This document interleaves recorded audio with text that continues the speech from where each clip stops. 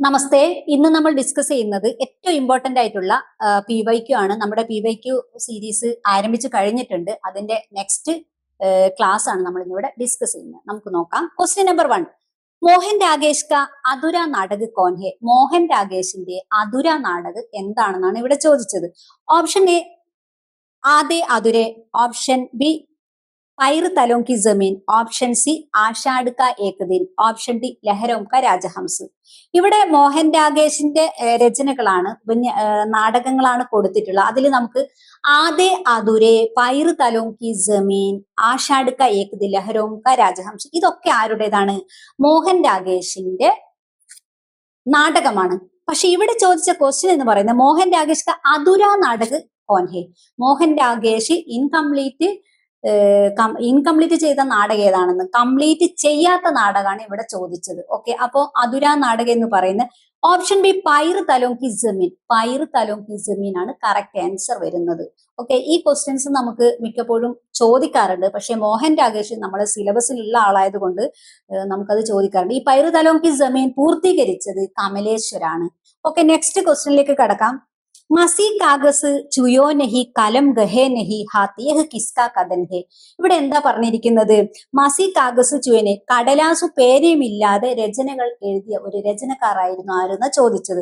Option A Raidas, option B Surdas, option B Kabirdas, option D Tulsidas. ഇവിടെ എന്താ പറഞ്ഞിരിക്കുന്നത്? കടലാസും പേനയും ഇല്ലാതെ രചനകൾ എഴുതിയ ഒരു റൈറ്ററുടെ പേരാണ് ചോദിച്ചത്. ഇവിടെ correct answer option B Kabirdas ആണ്. Okay, next question, third question ആണ്. അപ്പൊ നമുക്ക് ഒരുപാട് ക്വസ്റ്റ്യൻസ് വെറൈറ്റി ആയിട്ട് വന്നിട്ടുള്ള ഒരു ക്വസ്റ്റ്യൻ ആണ്. മമ്മി ഡ്രസ്സിംഗ് ടേബിൾ കെ സാമനെ ബൈഠി തയ്യാറി ഹോ രഹി ഹെ, യഹ് കിസ് രചന കി ശുരുഅത്ത് പങ്ക്തി ഹെ? ഇവിടെ എന്താ ചോദിച്ചത്?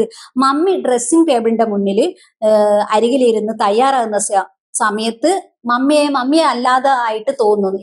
കിസ് രചന കി ശുരുഅത്ത് ഹെ? അപ്പൊ ഇത് ഏത് രചനയിലെ പങ്ക്തിയാണെന്നാ ചോദിച്ചത്. Option A Julus, option B Ek Inch Muskaan, option C Aapka Bunty, option D Mahabhoj. ഇവിടെ കറക്റ്റ് ആൻസർ വരുന്നത് ആപ്കാ ബണ്ടി. ആപ്കാ ബണ്ടി, ആപ്കാ ബണ്ടി എന്ന ഉപന്യാസത്തിലെ പങ്ക്തിയാണ് എന്ത് ഇപ്പം നമ്മൾ മുകളിൽ കൊടുത്തിരിക്കുന്നത്. ഈ ഡ്രസ്സിംഗ് ടേബിളിന്റെ മുന്നിൽ ഒരുങ്ങുമ്പോൾ മമ്മി അല്ലാതായി തോന്നുന്നു എന്ന് മകൻ പറയുന്നു. ഈ ബണ്ടി പറയുന്നു, ബണ്ടി ആരാണ്?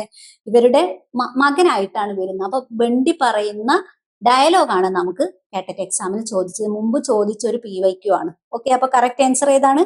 ആപ്കാ Bunty. Okay, next question. Jabra कुत्ता प्रेमचंद की किस कहानी का पात्र है? ജബര കുത്ത പ്രേംചന്ദിന്റെ ഏത് കഹാനിയിലെ കഥാപാത്രമാണെന്ന് ചോദിച്ചത്. ഇതും സിലബസിലുള്ളതാണ്, കാറ്റഗറി 3 and 4 ഉള്ളതാണ്. അപ്പൊ ഇവിടെ പറഞ്ഞിരിക്കുന്നത് എന്താ?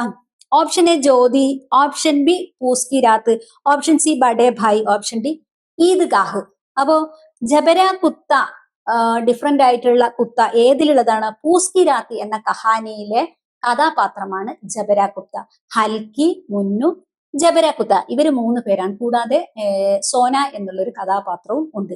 ഇവിടെ പറഞ്ഞിരിക്കുന്നത് കർഷകന്റെ ദുരിതങ്ങളാണ് എന്തിൽ പറഞ്ഞിരിക്കുന്നത്? പൂസ്കി രാത്ത് എന്ന കഹാനിയിൽ പറഞ്ഞിരിക്കുന്നത്. ഒരു പ്രാവശ്യം കേട്ടറ്റ് എക്സാം ചോദിച്ച പൂസ്കി രാത്ത്, പൂസ് കാ മത്ലബ് ക്യാ ഹെ? പൂസ് എന്നാണ്, ടെൻഡ എന്നാണ് പൂസിന്റെ മീനിങ് വരുന്നത്. അപ്പൊ അങ്ങനെ നമുക്ക് ക്വസ്റ്റ്യൻസ് ചോദിക്കാറുണ്ട്. ഓക്കെ, ഇനി നമുക്ക് നെക്സ്റ്റ് ക്വസ്റ്റ്യനിലേക്ക് കടക്കാം. അഞ്ചാമത്തെ ക്വസ്റ്റ്യൻ. പത്മാവത് മഹാകാവ്യക്ക നായക് കോൻ ഹെ?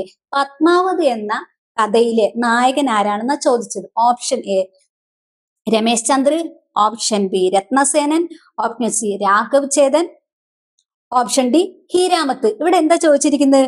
പത്മാവത്, ജൈസിയുടെ പത്മാവത് എന്ന മഹാകാവ്യത്തിലെ നായകൻ ആരാണെന്ന് ചോദിച്ചത്.